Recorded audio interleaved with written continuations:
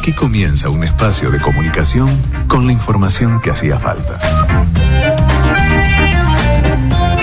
Prensa Urbana. Comunicación para la sociedad de hoy.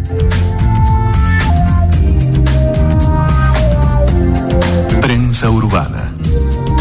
Comunicación y opinión.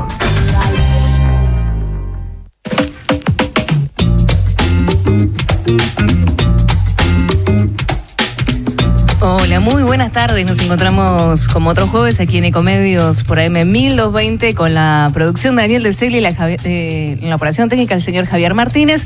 Mi nombre es Belén Aldave y en la conducción, como siempre, se encuentra el señor José Bouza. ¿Cómo estás, José? Muy bien, muy buenas tardes. Un hermoso día de sol. Sí, ¿cómo te trata el calor? Yo sé que a vos no te gusta el calor, José. No me gusta. Y aparte, el servicio meteorológico lo voy a dar yo. ¿Sí? A ver. Va a seguir haciendo calor y va a hacer un poco más de calor. No, bueno, yo te lo digo. Sí, va a hacer calor. Hoy se espera una máxima de 32 grados, mañana una máxima de 30, el sábado ya va cayendo, el sábado 28 y el domingo 24. Lo que sí, lluvias no hay. Bueno, y aparte ya los clubes empiezan a habilitar las piletas. Ya este fin de semana, muchos campos deportivos, clubes y demás habilitan las piletas, así que ya nos vamos preparando para el veranito. Como siempre hay que cuidarse del sol, ¿no? Así es. Cuidarse del sol. Vos viste el valor que están teniendo los protectores solares, ¿no? Sí, el valor y bueno, y también incide mucho que el sol está en un índice muy alto y eso también, uno está 20 minutos de exposición y termina ya como un camarón. Bueno, vamos a ir a una pausa y ya nos adentramos a Prensa Urbana de este jueves. Así es.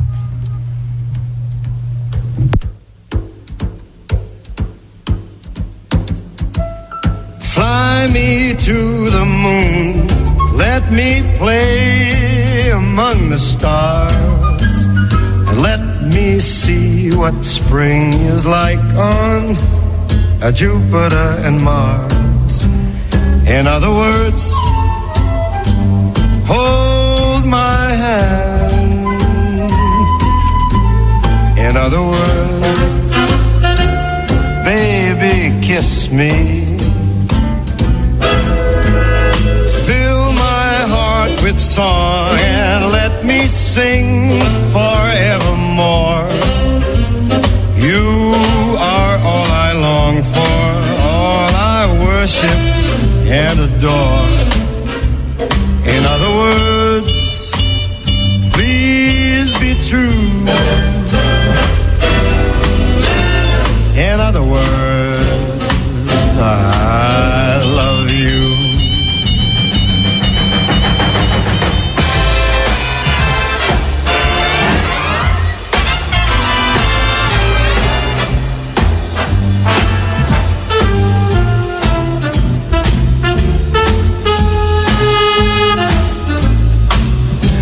Continuamos en Prensa Urbana, José, y en comunicación telefónica se encuentra el presidente de SAESA, el señor Juan Bosch.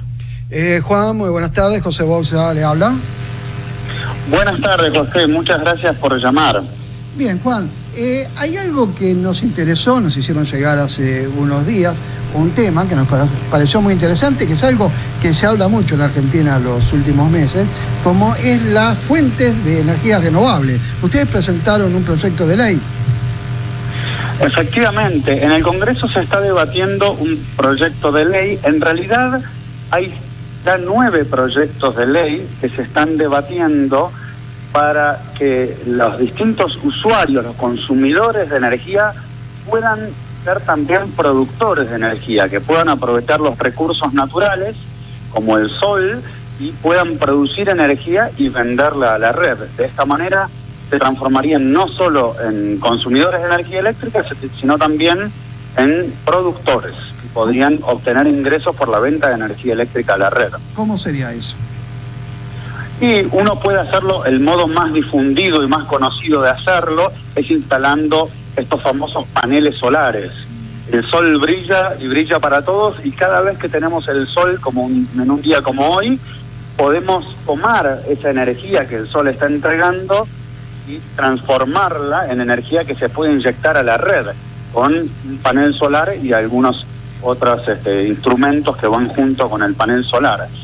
De esta manera, cada domicilio, cada industria, cada comercio podría perfectamente empezar a producir energía, que no solo es un modo interesante, digamos, de aprovechar los recursos naturales, sino que además estaría desplazando esta energía producida con recursos renovables otras energías que estamos utilizando en Argentina, que se producen hoy, por ejemplo, con gasoil que es importado.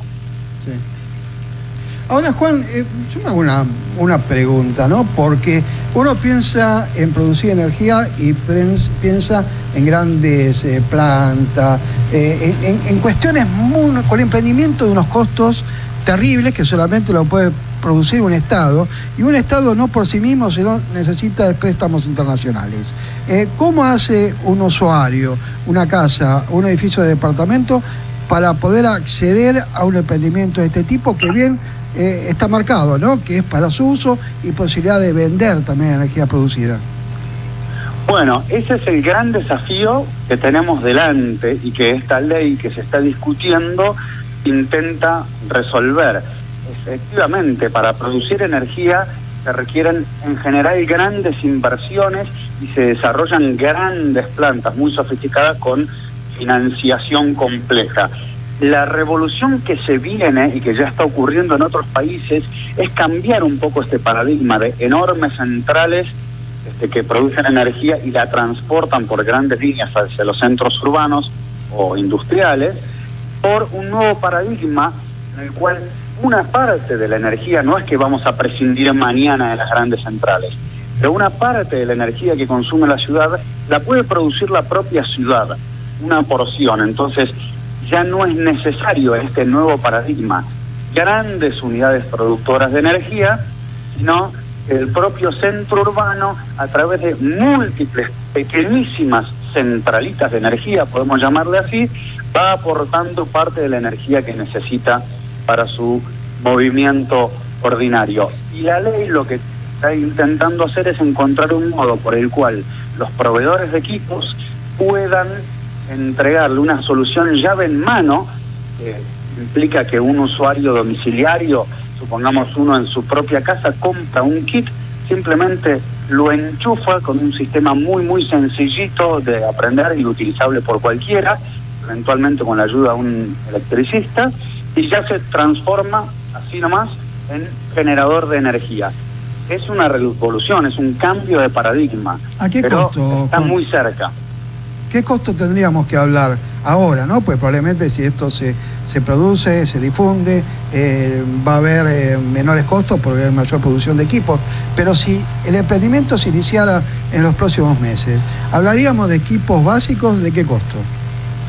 Depende mucho de la capacidad o de la cantidad de energía que uno quiera producir.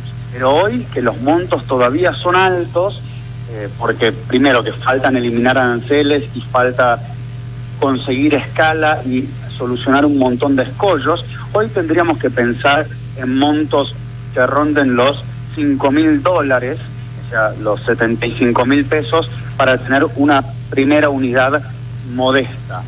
Estos costos van a tender a reducirse drásticamente. Simplemente imaginemos un dato que es de ayer. Tengamos presente este dato que es de ayer.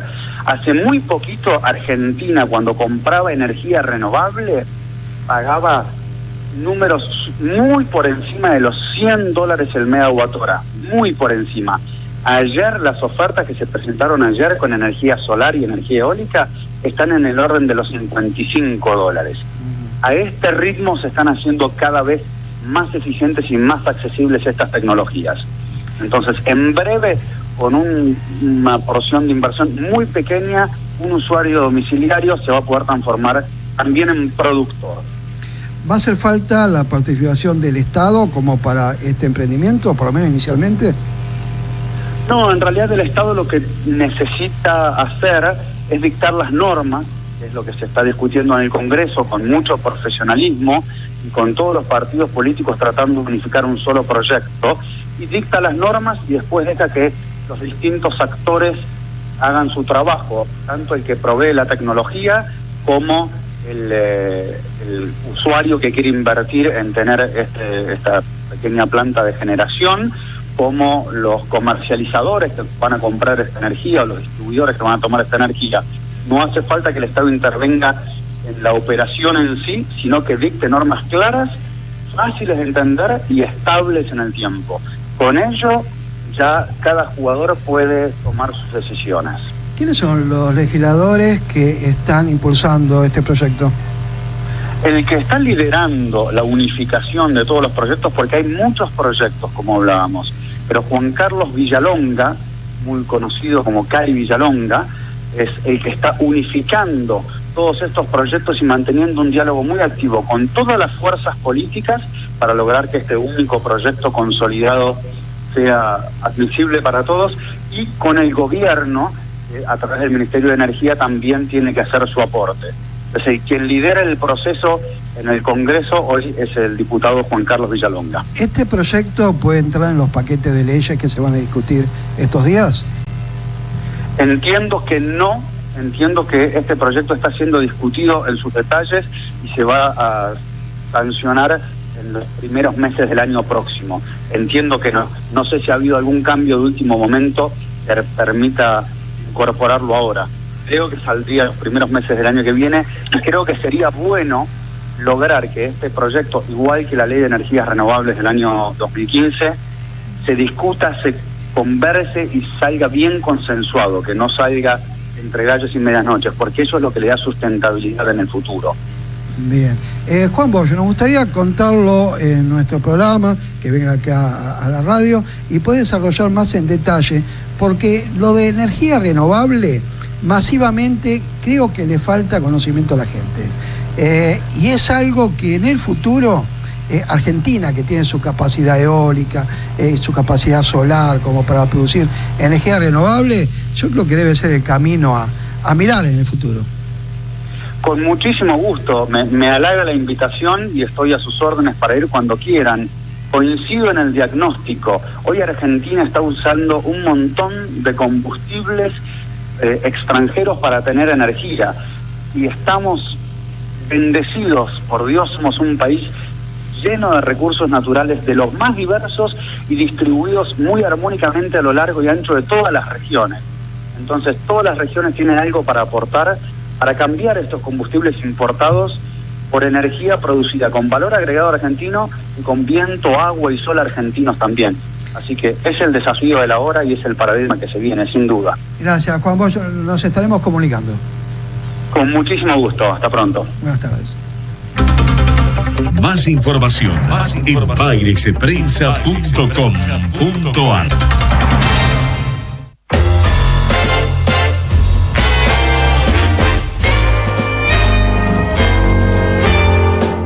I won't dance, don't ask me.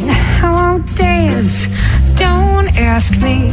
I won't dance this year with you. My heart won't let my feet do things they should do. You know what?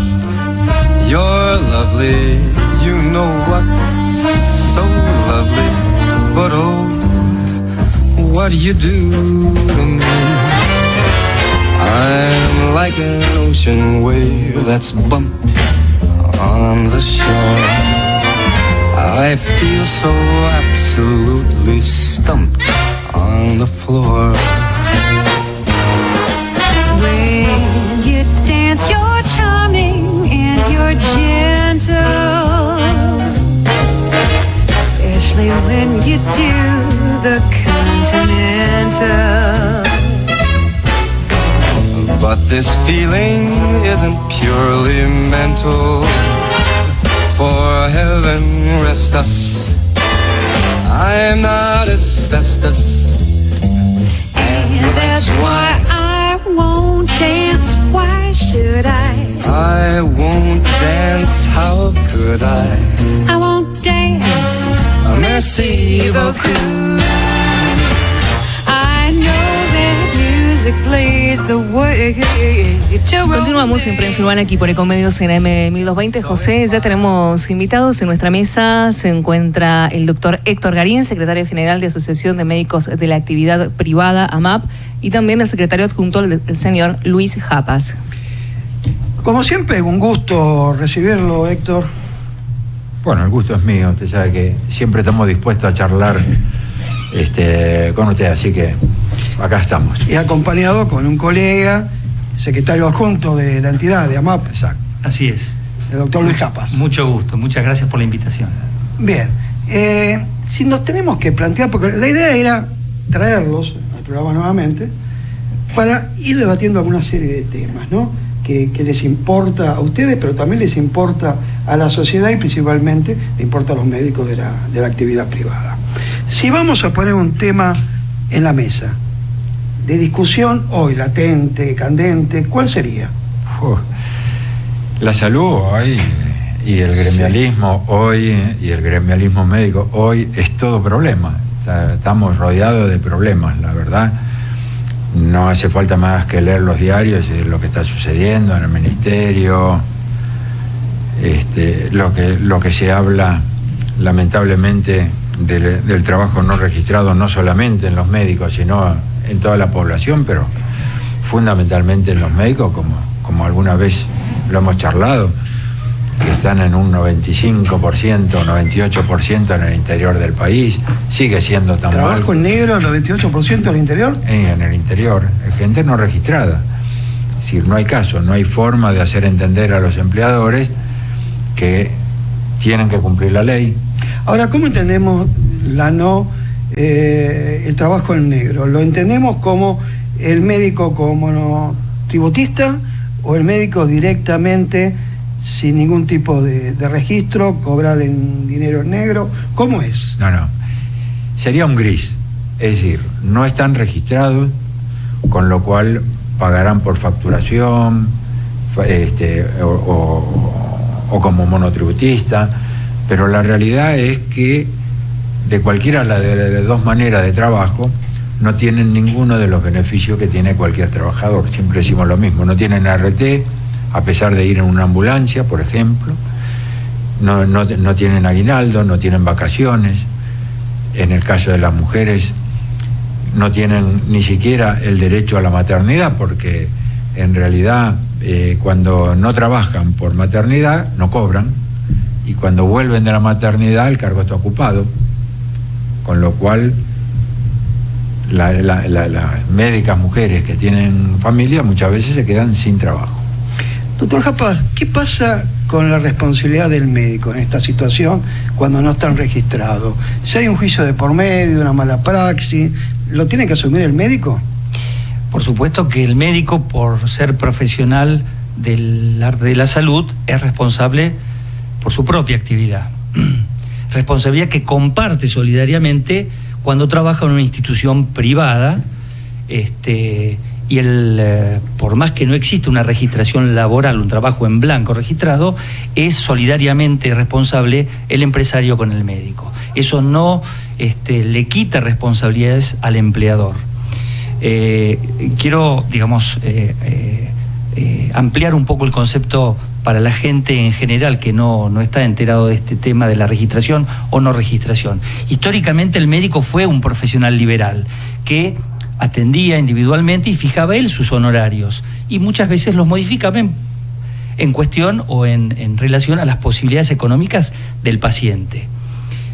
Con el tiempo la medicina se fue privatizando, y el médico, si bien siguió ejerciendo liberalmente la profesión, necesitó lamentablemente, por la difusión de la beneficiosa difusión de la salud para la población, tuvo que muchas veces entrar a trabajar en instituciones públicas y privadas. El tema es que lo siguen tratando como un liberal porque le pagan honorarios, pero no fija él sus honorarios, se los imponen las distintas empresas de salud, clínicas, sanatorios y empresas de medicina privada, que son dueños de muchas clínicas importantes. Al igual que la forma de pago. Al igual que la forma de pago. Tengamos en cuenta, como decía el doctor Garín, que estamos hablando de clínicas y sanatorios que tienen servicios montados, con jefes, con médicos de planta, y que liquidan su trabajo por honorarios, cumpliendo un horario, cumpliendo una función constante y fija, y aún así no los tienen en relación de dependencia. Doctor Garín, ¿qué se le dice al médico para que entienda que lo que está buscando el sindicato, lo que está pregonando el sindicato, que hay que defender realmente que esté registrado? ¿Qué es lo que se le dice? Porque estamos hablando con profesionales, con una educación importante, pero ¿qué se le explica? ¿Qué es lo que tienen que hacer? ¿Desde dónde tienen que asumir esa responsabilidad? Y nosotros siempre tratamos de hablar con los médicos para que comprendan que en este momento han pasado a ser trabajadores médicos y no medicina liberal, no son liberales en el funcionamiento de su trabajo, por lo que decía Luis, es decir, no tienen la posibilidad de decidir su honorario, no tienen la posibilidad de decidir su lugar de trabajo, los pacientes que ve. La verdad que no puede decidir nada, es como cualquier trabajador que va a cualquier empresa a trabajar. Pero el médico lo han creado así, lo han formado así en la universidad, como una profesión liberal. Entonces es muy difícil cambiarle su forma de pensar en cuanto a la forma de contratación y lo que significa el mercado laboral. Es muy difícil hacerla entender. Y algunos están viendo la beta también de decir, bueno, yo sigo como profesión liberal hasta que me jubilo. Y cuando me jubilo le hago un juicio y me llevo una buena jubilación por un juicio por no registración y por la relación de dependencia encubierta que tuvo durante 30 años o 40 años. Ese es un mensaje para los empresarios también. Sí, ellos lo que ganan hoy lo pierden mañana. Exactamente, pero eso no le quepa ninguna duda. Aparte, el médico no termina de entender, nosotros lo hemos presentado en algunos lugares, un trabajo en el cual comparamos el trabajo no registrado con el trabajo registrado, del monotributista con el que está registrado, y quién gana más. Teniendo dos sueldos similares, el monotributista y el que tiene trabajo registrado, uno piensa que mensualmente el monotributista gana unos pesos más, porque no tiene los aportes previsionales, es decir, una serie de gastos o de impuestos que tiene por el trabajo, y entonces el monotributista gana un poco más. Pero cuando se piensa que el monotributista cobra 11 meses de 12, que no tiene vacaciones, que no tiene licencia por enfermedad, ¿cuánta plata significa eso? Y el que está en relación de dependencia cobra 13 sueldos, no 11, 13, porque tiene aguinaldo, tiene vacaciones pagas, tiene licencia por enfermedad. Si yo tengo una enfermedad banal, 1 o 2 días puede ser, pero si yo tengo una enfermedad un poco más importante que falta un mes, cobré 10 meses, porque no cobra y a veces ni le mantienen el trabajo. ¿Y esa comparativa a nivel de los empresarios cómo da? No, claro, para el empresario siempre es un costo mayor que es el costo laboral que tiene. Para el empresario es mucho más costo el hecho de tener registrado al profesional. Y ese es el trabajo que tiene, lo que marcan las leyes previsionales, los aportes de obras sociales, etcétera, que representa un 20% más, supongamos. Pero a la larga, si cuentan los juicios, ahí va, justamente eso. Ganan dinero. ¿Qué cuesta más hacer entender al empresariado o al profesional este tema? De distinta manera a los dos. Tal vez los empresarios hagan sus cálculos y asumen que por ahí, bueno, si de 10 médicos uno me hace juicio, todavía sigue siendo negocio, digo. Y el médico sí, le cuesta mucho, primero, como dijo el doctor Garín, reconocerse como trabajador, no como profesional universitario que vino al mundo a salvar vidas. Trabajador, calificado, pero trabajador al fin. Hay un cuento que nos contaban de chicos del ejemplo del elefante, que de chico lo ataban con una soguita a un palo y él, por más que tiraba de ese palo, no podía desprenderse. El elefante crece, el palo es el mismo, la soga es el mismo, pero ya ni lo intenta, porque ya está formado en ese concepto de que si yo tiro no voy a zafar. Con el médico pasa muchas veces lo mismo. Es muy difícil, creo que cada vez es menos difícil, porque la situación a la que está llegando la profesión médica, con los magros honorarios que se pagan, están llevando al médico a darse cuenta que la realidad es otra y no es como se la pintaron. ¿Qué pasa con el Ministerio de Salud? ¿Cómo está incidiendo en los temas profesionales y en el tema profesional y poblacional? ¿Me pregunta a mí? A cualquiera de los dos. Bueno, los dos saben. Nosotros somos un sindicato, ¿sí? Un sindicato que tenemos, si bien afiliamos a médicos, nuestra tarea fundamental es la tarea laboral. Y tenemos mucha más relación, a pesar de ser médicos, con el Ministerio de Trabajo, que habla sobre la legislación laboral y las leyes laborales, que con el Ministerio de Salud, que habla sobre los problemas sanitarios de la nación. No es que seamos ajenos, pero nosotros estamos abocados exclusivamente a las condiciones laborales de los profesionales médicos.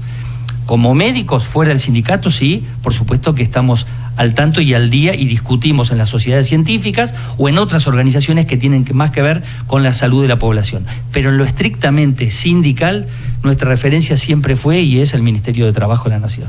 ¿Y en lo sindical qué se está hablando con el Ministerio de Trabajo? Bueno, es una pregunta que esperaba que me la hiciera.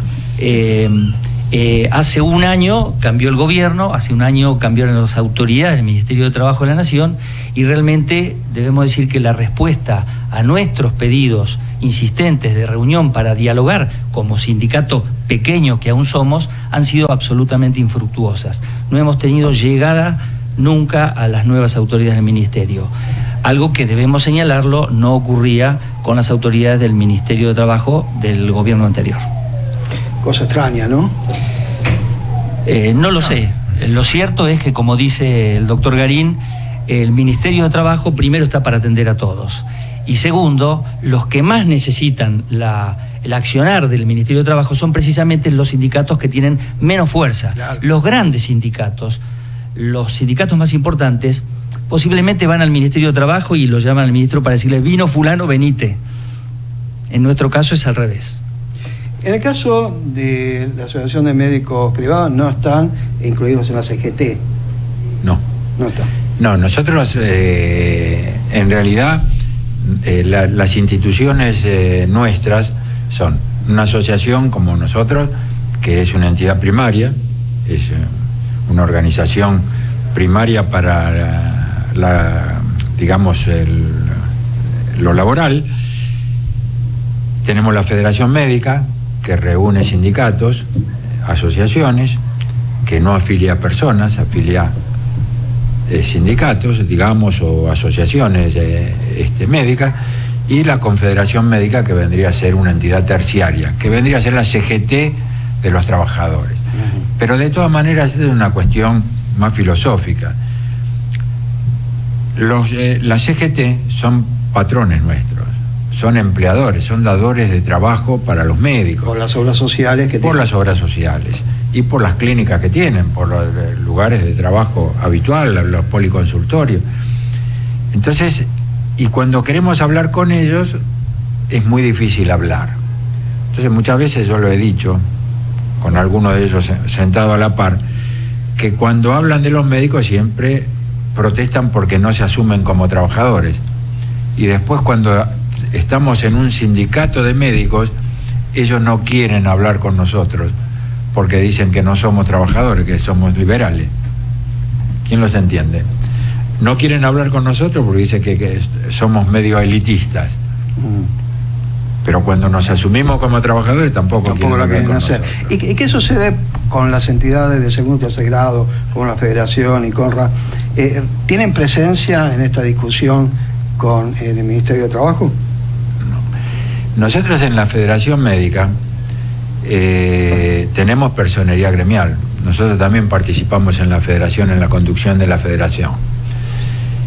Tenemos personería gremial, pero habiendo entidades de primer grado con personería gremial son las que se tienen que encargar de la defensa de las personas, de los trabajadores en sí mismos. De todas maneras, responsabilidad de la Federación tener decisiones o tomar decisiones o dar opiniones sobre las distintas políticas laborales y también sobre la situación de los sistemas de salud o del Ministerio de Salud, que ese es uno de los problemas que uno ve no se están llevando adelante los programas que debiera llevar adelante el Ministerio de Salud. Por ejemplo, yo se lo dije a Lemus hace 15 días. Es decir, ¿cómo puede ser que el Ministerio de Trabajo, cuando él está presentando el CUS, es decir, la cobertura universal de salud para toda la población, habla del recurso humano y no habla con nosotros? Ni él, ni el Ministerio de Trabajo.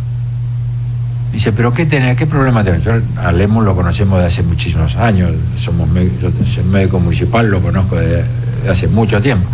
Dice, ¿qué problemas tenés? Y eso es lo que decía Luis. Le hemos pedido innumerables pedidos de reuniones a Triacal. No nos ha recibido, ni nos ha contestado, ni nada. Él lo recibe a Moyano. Moyano no necesita el Ministerio de Trabajo. Claro. Pone 4 camiones en la puerta y se terminó la historia. Y lo resuelve. Vamos a hacer una pequeña pausa y vamos a continuar con la actividad de los médicos privados de la República Argentina. Muchísimas gracias. Y 1 minuto y volvemos. Así es. Ecomedios.com AM1220. Estamos con vos. Estamos en vos. Fútbol en Ecomedios. De lunes a viernes. A las 14, fútbol al Rojo Vivo. Franco Di Ferna y la actualidad de Independiente. A las 19, Ramiro Gregorio nos trae Esperanza Racinguista. Y a las 20, Vélez Radio. Carlos Martino y Diego Guitián en el programa oficial de Vélez Arfe. Los fines de semana, escuchá las transmisiones de Vélez, Independiente, Boca y los partidos más importantes de la fecha. Fútbol en Ecomedios. Descarga gratis de tu celular la aplicación Ecomedios. Podés escucharnos en vivo, informarte con las últimas noticias y entrevistas en audio y video. Búscala y bajate la aplicación Ecomedios. Conectate con nosotros. eco@ecomedios.com.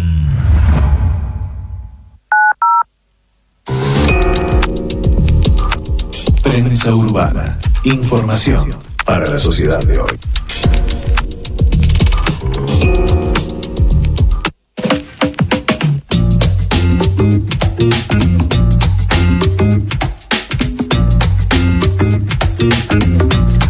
Continuamos en Prensa Urbana aquí por Ecomedios en AM1220. José, en comunicación telefónica se encuentra el doctor Ricardo Sánchez Peña, director del Departamento del Doctorado Investigador de ITBA, Instituto Tecnológico Buenos Aires.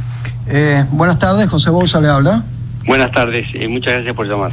Bueno, doctor, no sé si felicitarlo o decir realmente qué es esto de páncreas artificial.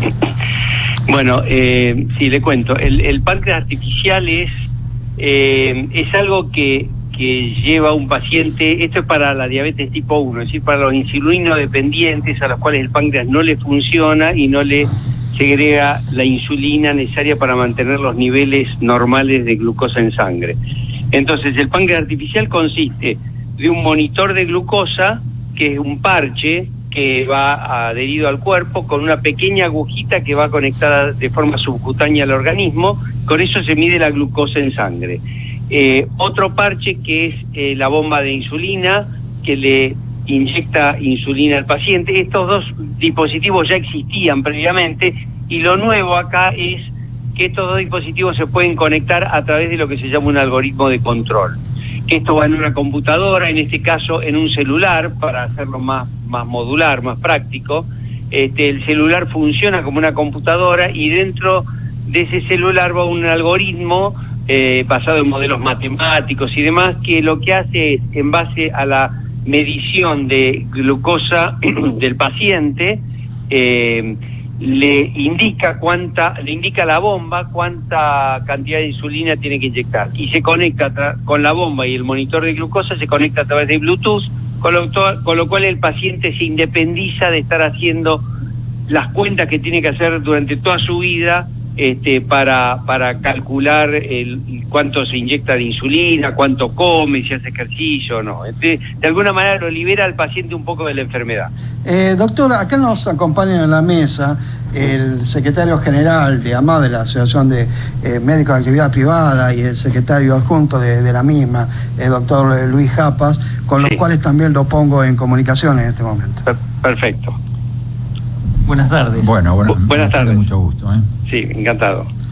Bueno, esto es algo que entre médicos, no sé si llama asombro o ustedes también estaban expectantes de esto. A mí me había llegado la información ya hace un año atrás que estaban prácticamente lanzándose y que era casi una realidad. Sí, yo de hecho inicié el proyecto en el país. Yo les aclaro, yo soy doctor, pero no soy médico, soy doctor ingeniero. Sí. Y inicié el proyecto hace más o menos unos 6 años, en el 2010. Empezamos inicialmente a trabajar con los algoritmos de control, que es la parte, digamos, la parte inteligente que conecta estos dos dispositivos, y después empezamos a conectarnos con otras instituciones, con la Universidad de La Plata, la Universidad de Quilmes, con la Universidad de Virginia, Estados Unidos, que ya han hecho pruebas similares, y después hace 3 años con el Hospital Italiano, con cuyos médicos colaboramos y que es donde finalmente se hicieron las pruebas clínicas. Hasta ahora habíamos probado nuestros algoritmos de control en simuladores, un simulador en Estados Unidos que tiene la Universidad de Virginia y que forma parte de un proyecto internacional que se llama Páncreas Artificial, y en algún punto queríamos pasar a pacientes. El simulador de Estados Unidos con el que probamos permite, la FDA, que es el ente regulador igual que la ANMAT acá, el ente regulador en Estados Unidos, permite que probando en este simulador uno pueda saltear la prueba en animales y pasar directamente a pacientes. Así que en este paso a pacientes fue que se hicieron este último fin de semana las pruebas en el Hospital Italiano con 5 pacientes internados durante 36 horas. Y lo relevante de esto además es que son las primeras pruebas clínicas que se hacen en Latinoamérica. ¿Esto va a estar al alcance de las personas en general o va a ser puntualmente todavía en algún tipo de post-investigación? Sí, esto está en una fase experimental todavía. Nosotros recién estamos haciendo las primeras pruebas clínicas en ambientes controlados dentro del hospital. En Estados Unidos, por ejemplo, ya el equipo con el que nosotros trabajamos ya han hecho están haciendo una prueba de 6 meses con pacientes, 250 pacientes en sus casas. Por supuesto, con eso conlleva muchísimo costo.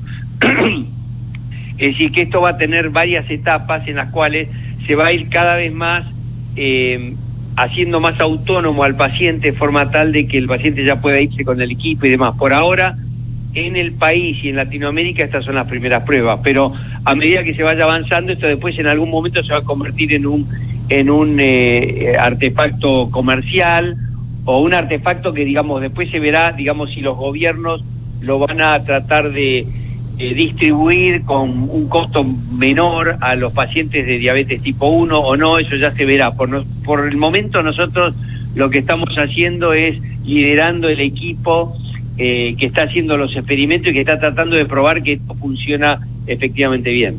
¿Esta creación la adjudicamos a profesionales argentinos? ¿Cómo, perdón? ¿Esta creación la adjudicamos a profesionales argentinos totalmente? Sí, acá todos estamos en Argentina, está la gente del Hospital Italiano, los médicos del Hospital Italiano, investigadores de CONICET en la Universidad de La Plata, en la Universidad de Quilmes, y yo también, que soy de CONICET, en el Instituto Tecnológico de Buenos Aires, todos argentinos, y nosotros colaboramos, sobre todo nos basamos en muchas experiencias que ellos ya tuvieron, con la Universidad de Virginia, en la cual uno de los médicos es argentino también. Bien. Sí, acá le van a hacer una pregunta. Sí, doctor, buenas tardes. Mi nombre es Belén Aldave y me resulta realmente muy interesante su proyecto, y como argentina me da mucho orgullo que esto se realice en nuestro país. Y preguntarle, ¿no?, ¿cuál fue el disparador de este proyecto? Bueno, esto se disparó, a mí se me disparó por lo menos de forma relativamente casual. Yo volví en el 2009 con el plan de repatriación que se había hecho en ese momento con el gobierno anterior.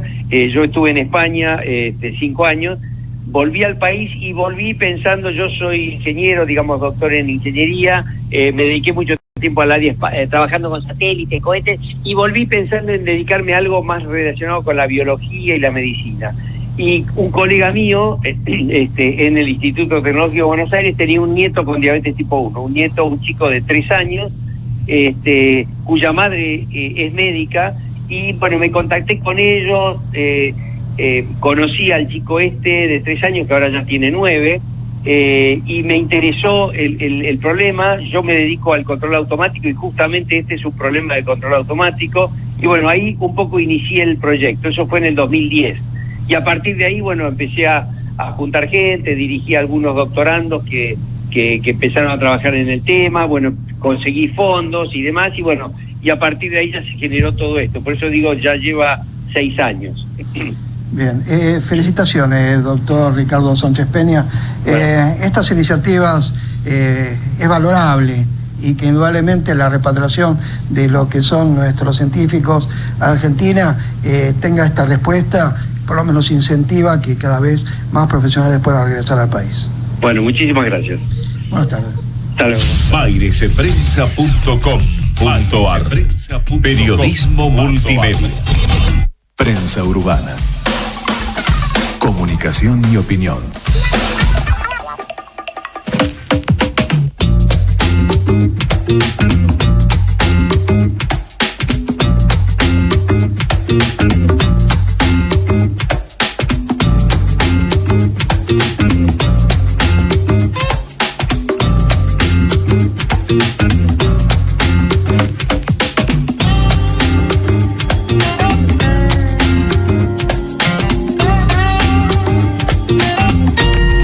Continuamos en Prensa Urbana aquí por Ecomedios en M1220 con la presencia del doctor Héctor Garín, secretario general de la Asociación de Médicos de la Actividad Privada, y el secretario adjunto, el doctor Luis Japas. Bueno, recién nos apartamos un poquito del tema que nos llevaba el día de hoy, ¿no? El tema más sindical. Pero el doctor Garín me estaba comentando algo al respecto de la investigación del páncreas y demás. Sí, no precisamente sobre la investigación sobre la diabetes y el páncreas, sino que decía que los investigadores del CONICET realmente son personas y un grupo de trabajo, importante grupo de trabajo, con una metodología, con una disciplina y realmente con ideas que van más allá de lo común y de lo frecuente. Nosotros tuvimos la oportunidad como sindicato de unirnos con la UMED, con la Universidad Metropolitana de Educación y Trabajo, que pertenece al sindicato de los encargados de edificio, y con el CONICET, para trabajar en conjunto junto con otros 30 sindicatos de base en general, más bien de la educación, textiles,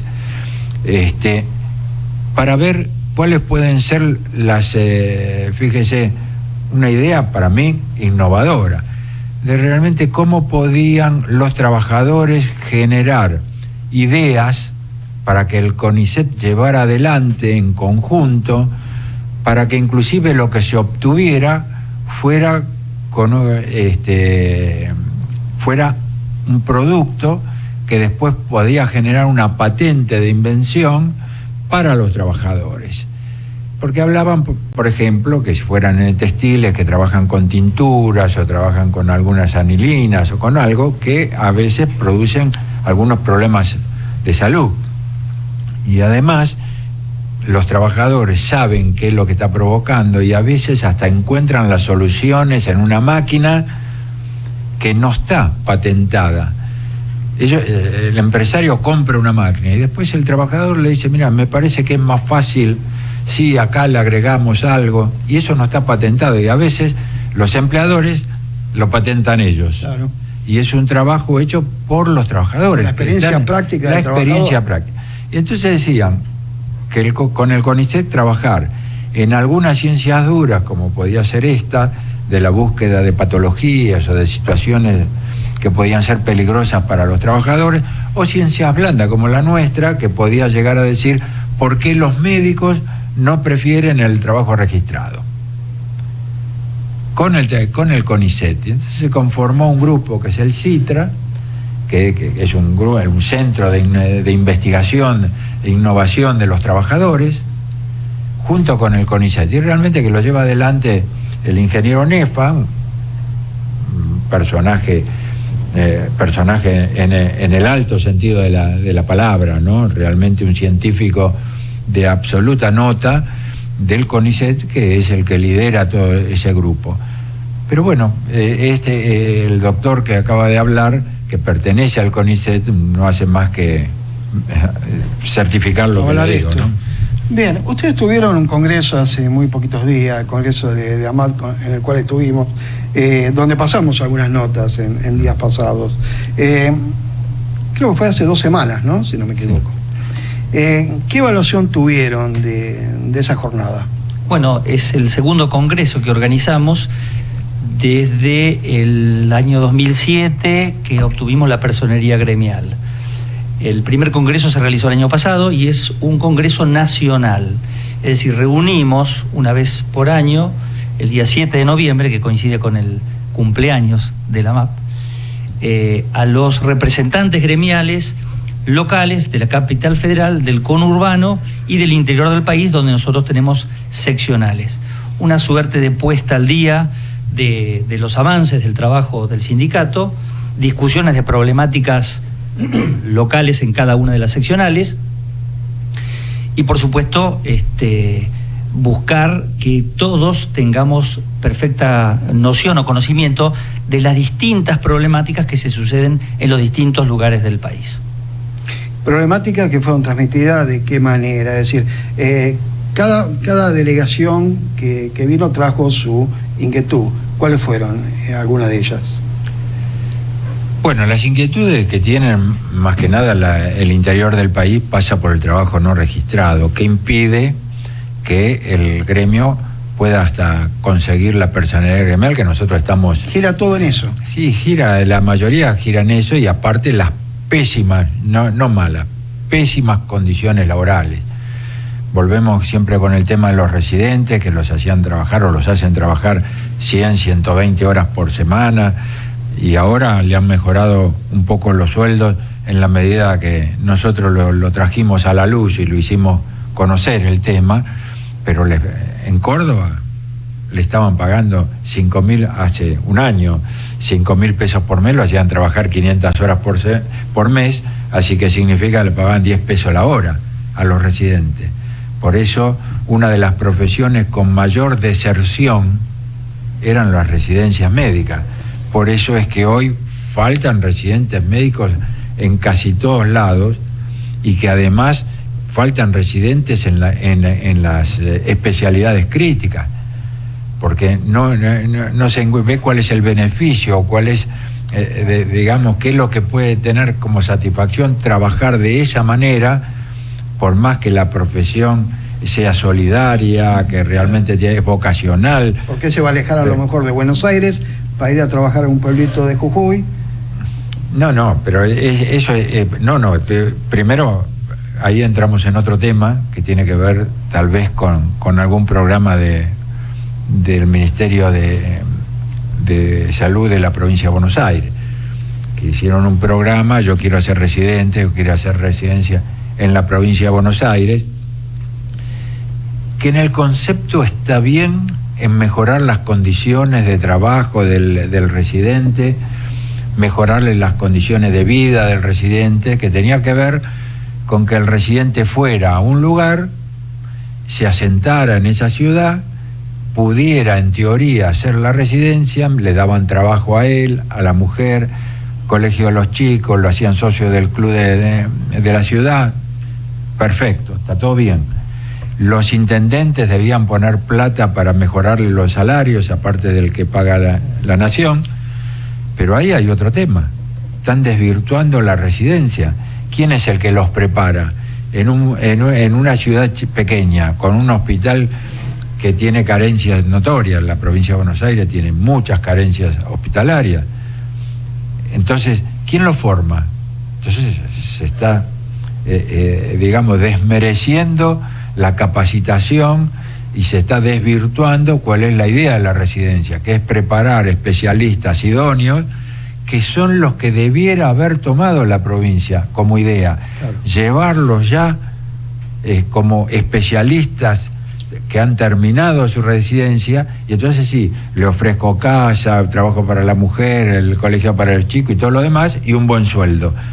Pero ya lo llevo formado. Claro, con la formación terminada. Exactamente. Me parece que ahí hay un error conceptual. Me parece muy bien que por lo menos la provincia de Buenos Aires se dé cuenta de que algo tiene que hacer para mejorar el estado de la salud en la provincia. Este puede ser uno, pero veamos que no empeoremos más el sistema de salud generando médicos no especialistas o no preparados convenientemente para presentarse como especialistas. Bien, con el tema de las paritarias, ustedes están permanentemente discutiendo salarios y demás con los diferentes sectores e instituciones. En la actualidad, ¿cómo está? Bueno, en alguna tenemos acuerdos, por supuesto, con algunas cámaras y se vienen respetando las reuniones anuales en relación a los incrementos salariales y las mejoras de las condiciones establecidas en los distintos convenios colectivos. En otros casos no hemos podido establecer todavía acuerdos o convenios firmes como para que se extiendan de acá en el futuro. El convenio más importante por ahí lo tenemos firmado con ADECRA, la cámara que nuclea clínicas y sanatorios de la República Argentina, y con ellos venimos siempre, por supuesto, discutiendo, pero con buena relación, en el sentido que hay diálogo y por parte de ellos siempre van a tratar de llevar agua a su rebaño y nosotros tratando de mejorar las condiciones de los médicos. Muchas cosas por mejorar. Siempre decimos que el primer convenio de trabajo que uno firma con una cámara no es perfecto, no es el mejor, pero es el que se logra. Y sobre la base de esos logros, que ya quedan definitivamente establecidos, ir con el trabajo gremial, la lucha gremial, mejorando esas condiciones de los trabajadores en las diferentes clínicas y sanatorios. ¿El sector está discutiendo también el bono, como discuten el resto de los sindicatos? Sí, estamos discutiendo con los distintos establecimientos, pero todavía muy a referencia de lo que a partir del gobierno central, el gobierno nacional, quede establecido. En el caso puntual de las clínicas y sanatorios privados de la capital federal, todavía del tema no se habla, por lo menos con nosotros, con el sindicato médico. Sí, sabemos que hay algunas tratativas con el otro gremio importante, que es el gremio de la sanidad, liderado por Héctor Daer. Bien, hay algo que mencionó el presidente estos días, que es discutir los convenios colectivos de trabajo. En relación a ustedes, ¿han fijado alguna posición? Rediscutirlo. Rediscutir. Sí, nuestra posición es absolutamente contraria a rediscutir, salvo que sea para mejorar, porque la realidad es esto de ver cómo se reestructuran las cosas, siempre es para peor del que más débil, que siempre son los trabajadores. Pareciera que estamos viendo a ver cómo hacemos que las empresas tengan un costo laboral menor, pero que siempre va en detrimento del trabajador. Entonces, yo estoy de acuerdo con que las empresas ganen toda la plata que quieran. Me parece fantástico que ganen dinero, pero esto no significa que el que le tenga que pagar esa plata sea el que trabaja. Y eso es lo que me suena cuando se habla de rediscutir los convenios colectivos de trabajo.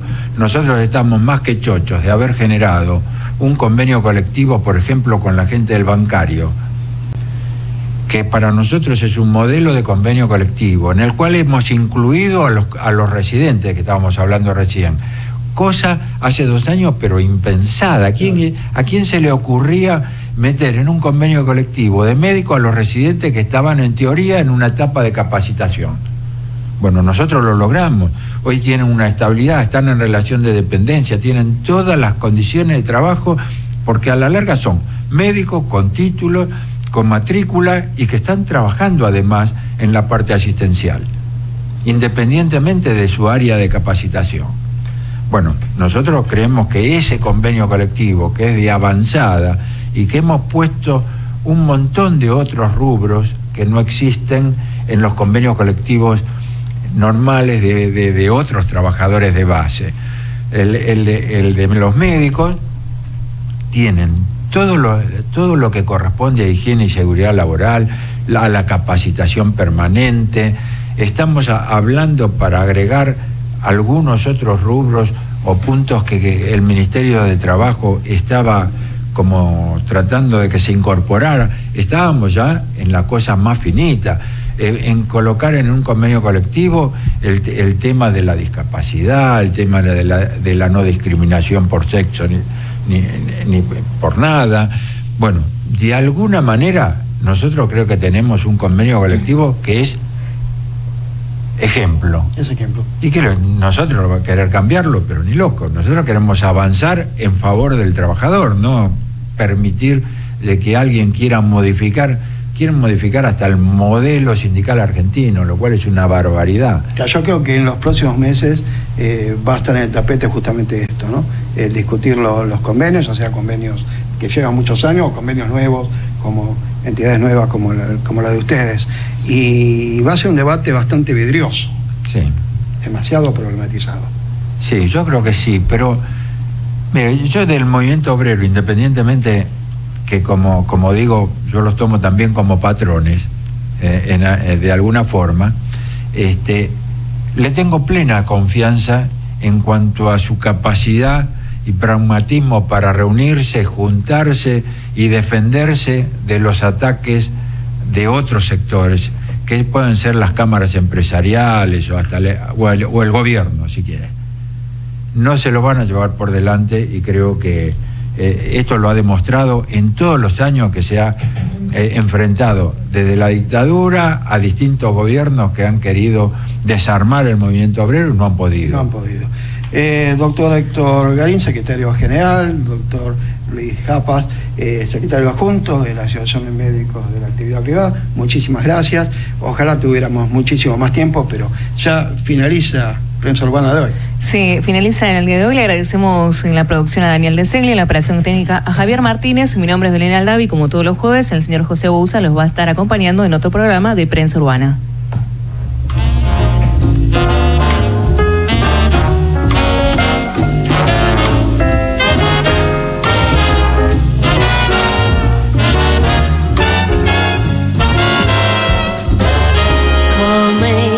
Irresponsible, call me unreliable, throw in undependable too.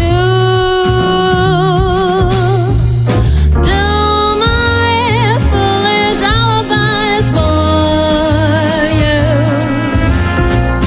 Well, I am not too clever, I just adore you. Call me unpredictable, tell me I'm impractical. Rainbows, I'm inclined to pursue. Call me irresponsible, yes I am unreliable, but it's undeniably true that I'm irresponsibly mad for you.